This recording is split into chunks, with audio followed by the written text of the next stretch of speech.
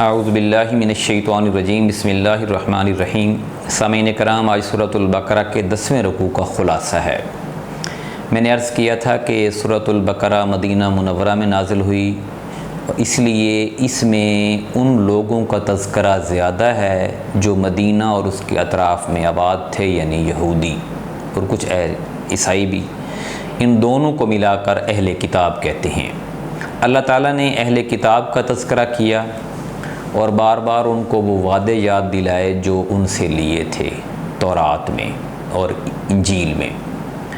ایک شخص جب ایک مذہب میں داخل ہوتا ہے تو وہ اللہ تعالیٰ سے وعدہ کرتا ہے، اور میں اسلام کو قبول کر رہا ہوں اور اس کے بعد میں یہ برائی نہیں کروں گا اور اسلام کے مطابق اپنی زندگی بسر کروں گا۔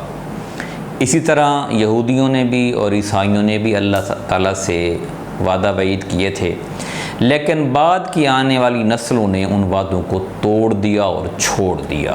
اللہ تعالیٰ نے ان کو بارہا یاد دہانی کرائی ہے قرآن کے اندر کہ جو کچھ قرآن میں فرمایا جا رہا ہے یہ وہی کچھ ہے جو تم نے تورات میں پڑھا ہے، انجیل میں پڑھا ہے۔ جو وعدہ تم نے اللہ سے کیا تھا بس اسی وعدے کو یاد کرو اور اس کی پاسداری کرو، تو یہی اسلام ہے۔ یہ اسلام جو نبی کریم صلی اللہ علیہ وسلم پیش کر رہے ہیں یہ کوئی نیا نہیں ہے، یہ آج کے دور کی پیداوار نہیں ہے، بلکہ یہ وہی چیز ہے جو پہلے پیغمبر پیش کرتے آئے ہیں۔ فرمایا کہ یاد کرو جب ہم نے تم سے عہد لیا تھا بنی اسرائیل، اور عہد میں پہلا پوائنٹ یہ تھا کہ تم اللہ کے علاوہ کسی کی عبادت نہیں کرو گے۔ اللہ تعالیٰ کے علاوہ آپ کسی کی تعریف نہیں کر سکتے، کسی کو بڑا نہیں بنا سکتے، کسی کو نفع نقصان کا مالک نہیں سمجھ سکتے، کسی سے ڈر اور خوف نہیں آپ کے اندر ہونا چاہیے، کسی سے لالچ اور طمع نہیں ہونا چاہیے۔ جو کچھ مانگنا ہے وہ اللہ تعالیٰ سے مانگنا چاہیے۔ اس لیے فرمایا کہ لا تعبدون الا اللہ، تم نے یہ وعدہ کیا تھا اللہ تعالیٰ سے کہ تم اللہ کے علاوہ کسی کی عبادت نہیں کرو گے، وبالوالدین احسانا، اور اپنے والدین کے ساتھ احسان کرو گے۔ یہودیوں نے اور عیسائیوں نے اپنے والدین کے ساتھ ظلم اور زیادتیاں شروع کر دی تھیں۔ اسلام نے ہمیں تعلیم دی کہ چاہے تمہارے والدین اللہ کے نافرمان بھی ہوں، کافر بھی ہوں، پھر بھی وہ تمہارے حسن سلوک کے مستحق ہیں۔ ان کے ساتھ احسان کریں، ان کو خاص طور پر جب وہ عمر کے اس حصے میں ہوں کہ وہ اپنی زندگی صحیح طریقے سے نہ گزر بسر کر سکتے ہوں تو ان کی سپورٹ کریں، ان کا ساتھ دیں۔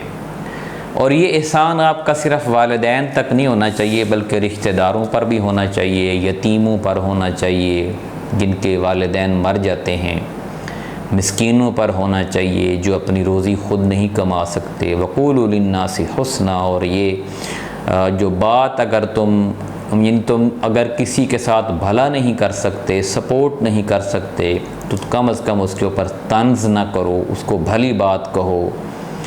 جیسے فقیر مانگنے آتے ہیں تو ہم یہ بھی کہہ سکتے ہیں کہ ہٹا کٹا کما نہیں سکتا یہ وہ، بلکہ اللہ تعالیٰ نے ہمیں یہ حکم دیا ہے کہ آپ ان سے بھلی بات کہو کہ بھائی اللہ آپ کا بھلا کرے، یا جیسے ہم عام زبان میں کہہ دیتے ہیں کہ معاف کرو۔ وَأَقِیمُوا الصَّلَاةَ، نماز قائم کرو۔ یہودیوں نے نماز چھوڑ دی تھی۔ وَآتُوا الزَّکَاةَ، انہوں نے زکوٰۃ چھوڑ دی تھی، تو اللہ تعالیٰ نے کہا تھا کہ تم نے وعدہ کیا تھا کہ تم زکوٰۃ کا نظام قائم کرو گے۔ یہودیوں نے زکوٰۃ کی جگہ سود کو شروع کر دیا تھا۔ وہ کہتے تھے ہم ایسے کسی کو کیوں پیسے دیں، ہم پیسے دیں گے تو ہمارے پیسے سے وہ روزی کمائے گا، کاروبار کرے گا، تو وہ اس میں سے ہمیں حصہ دے۔ جبکہ اسلام اس بات کی اجازت نہیں دیتا۔ اسلام کہتا ہے کہ جو پیسہ آپ کے پاس زیادہ ہے وہ آپ اس کو دیں جو اپنی روزی نہیں کما سکتا، یعنی جو زکوٰۃ کا مستحق ہے۔ زکوٰۃ کے مستحق کون لوگ ہوتے ہیں یہ ہم انشاءاللہ آگے پڑھیں گے۔ اللہ نے فرمایا کہ تم میں سے بہت سارے لوگ ان وعدوں سے پھر گئے اور ابھی تک پھرے ہوئے ہیں، اور پھر ہم نے تم سے یہ بھی وعدہ لیا تھا کہ تم ایک دوسرے کو قتل نہیں کرو گے، ایک دوسرے کو گھروں سے بے دخل نہیں کرو گے۔ تم ایک دوسرے کو گھروں سے بے دخل کر دیتے ہو، خون ریزی کرتے ہو، جنگ کرتے ہو، اور پھر ان سے جو ہے وہ طلب کرتے ہو، دیت طلب کرتے ہو، پیسے لیتے ہو تاکہ وہ واپس آ جائیں۔ حالانکہ قتل کرنا اور گھر سے نکالنا ہی جو ہے وہ اسلام میں منع ہے۔ تو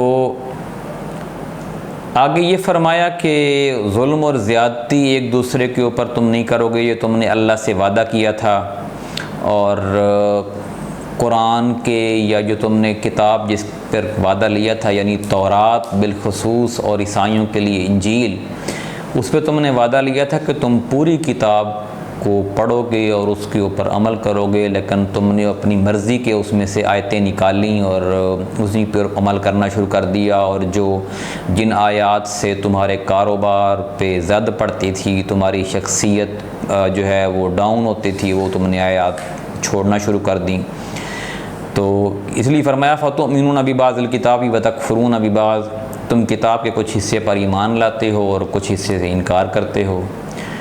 یہی صورتحال آج کل مسلمانوں کی بھی ہے۔ آپ دیکھیں جب ان کی مرضی کی بات منوانی ہو حکمرانوں نے تو وہ آیتیں پڑھ کے پیش کرتے ہیں، یہ اللہ نے قرآن میں فرمایا ہے، اللہ نے قرآن میں فرمایا ہے۔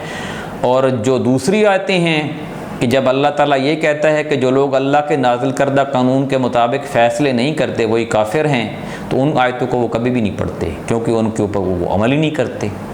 نظام ہی نہیں ہے اسلام کا ملک کے اندر، یہاں پہ تو گورے کا نظام ہے، انگریز کا نظام ہے، کفر کا اور ظلم کا نظام ہے۔ جب لوگوں سے مطلب لینا ہو، عوام سے مطلب لینا ہو، تو پھر آیتیں پیش کریں گے کہ حسن سلوک کرو، ایک دوسرے کو معاف کرو، یہ کرو وہ کرو، اور جب اپنا ان کے اوپر جو حق آتا ہے اسلام کا اس کو وہ کبھی بیان نہیں کریں گے۔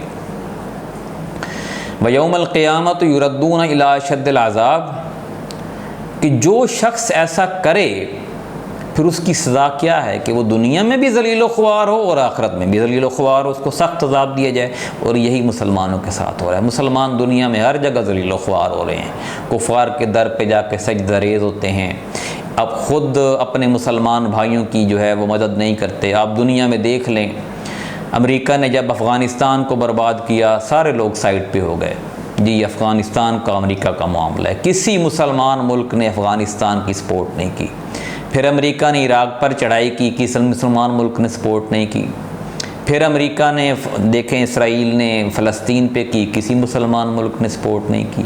پھر انہوں نے لیبیا پہ کی، لبنان پہ کی، شام پہ کی، کسی مسلمان ملک نے سپورٹ نہیں کی، بلکہ جو باقی مسلمان ملک تھے وہ انہوں نے امریکہ کو یہی کہہ دیا کہ جو حکم سرکار جو آپ حکم کریں ہم ماننے کو تیار ہیں، بس ہمیں آپ کچھ نہ کہیں۔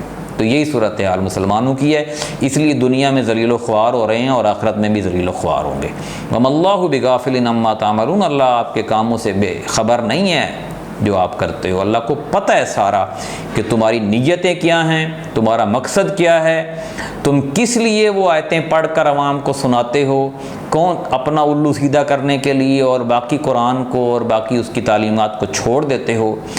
تو اللہ تعالیٰ تمہارے اس کام سے باخبر ہے، اور فرمایا کہ اولئک الذین اشتروا الحیات الدنیا بالآخرہ، یہی لوگ ہیں جنہوں نے آخرت کے بدلے دنیا کی زندگی کو خرید لیا ہے، یعنی وہ دنیا کی زندگی انہوں نے آخرت کی زندگی اس کے بدلے میں بیچ دی ہے کہ کسی کام کی ان کے نزدیک نہیں ہے آخرت، اور بس دنیا ہی سب کچھ ہے۔ فلا یخفف عنہم العذاب ولا هم ینصرون، سو ان کے عذاب میں کوئی تخفیف کی جائے گی اور نہ ہی ان کو کہیں سے مدد ملے گی۔ یہ صورتحال اور یہودیوں کی تھی، عیسائیوں کی تھی، اور آج یہ صورتحال سب سے زیادہ مسلمانوں کی ہے۔ آپ عوام کو تو چھوڑیں، مسلمان علماء کو، اسکالرز کو بھی دیکھ لیں تو ان کو بھی قرآن کا صحیح علم نہیں ہے۔